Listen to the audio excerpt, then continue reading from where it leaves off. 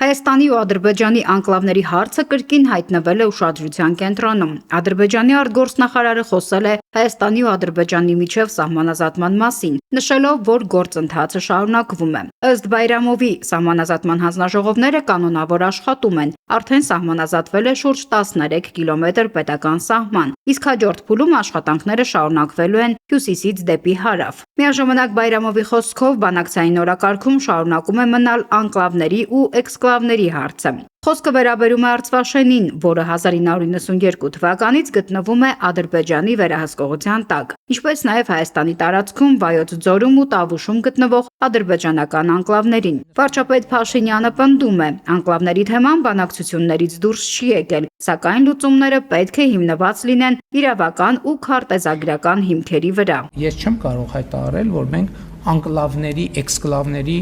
թեմայից հրաժարվում ենք կամ կարող ենք հրաժարվել։ Ոչ, մենք պետքա գնանք եւ այդ հարցին լուծում տանք, ինչպիսին կլինեն լուծումները, այդ արդեն քննարկման հարց է։ Ես ուզում եմ նաեւ հետեւյալը ասել, որ մենք այդ հարցը տեղափոխել ենք մի հարթություն, որ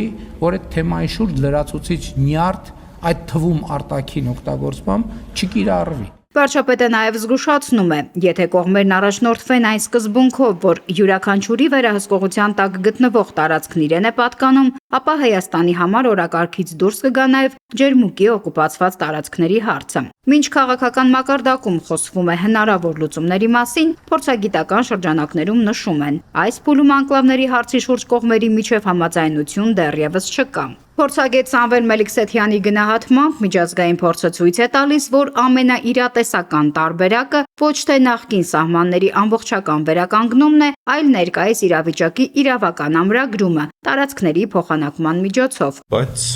այստեղ իհարկե դա ենթադրում է նաև, ինչպես գիտեք, հանրակրվե Հայաստանում եւ Ադրբեջանում, որտեղ երկրների տարածքային փոփոխությունների մասին է խոսքը գնում։ Եվ այստեղ, ինչպես նաև գիտեք, մեր ու իրենց անկլավների տարածքների գումարը տարբեր է եւ հետեւաբար եւս մոտ 6 քառակուսի կիլոմետր Հայաստանը պետք է Ադրբեջանին փոխանցի,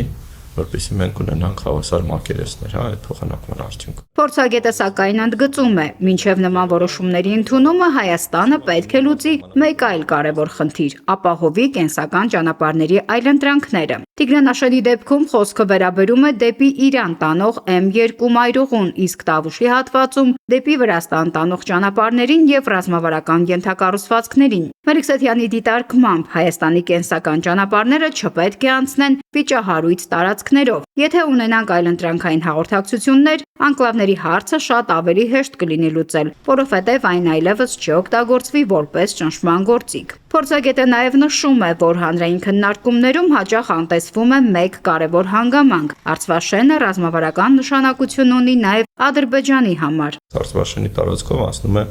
30 ադրբեջանական գյուղի միակ ճանապարհը, որ կապում է շրջկենտրոնի հետ, եւ իրենք այլընտրանք չունեն, բացի այդ ճանապարհը։ Ու քանի որ Ադրբեջանի համար վերջերս նաև ադրբեջանական ԶԼՄ-ներում որոշ նյութեր կային, իրենք այնտեղ ջրամբար են կառուցել Արցվաշենի տարածքում, օգտագործում այդ տարածքը գյուղատնտեսական, հիմնականում հարևան գյուղերի անասնապահների կողմից։ Ես չեմ կարծում, որ Ադրբեջանը պատրաստ է վերադարձնել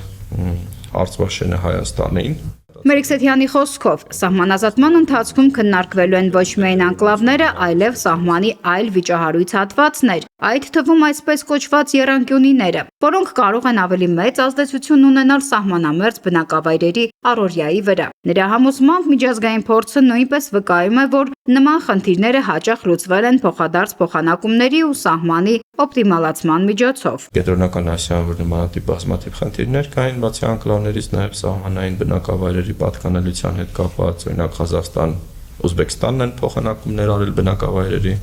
վերջերս Ուզբեկստանը եւ Qırğızstանը դա արեցին, երկու գյուղ փոխանակեցին, փոխանցեցին մեկը մյուսին, եւ սա արդեն բավականին տարածված պրակտիկա է, այսինքն փոխանակումները, սահմանի օպտիմիզացիան,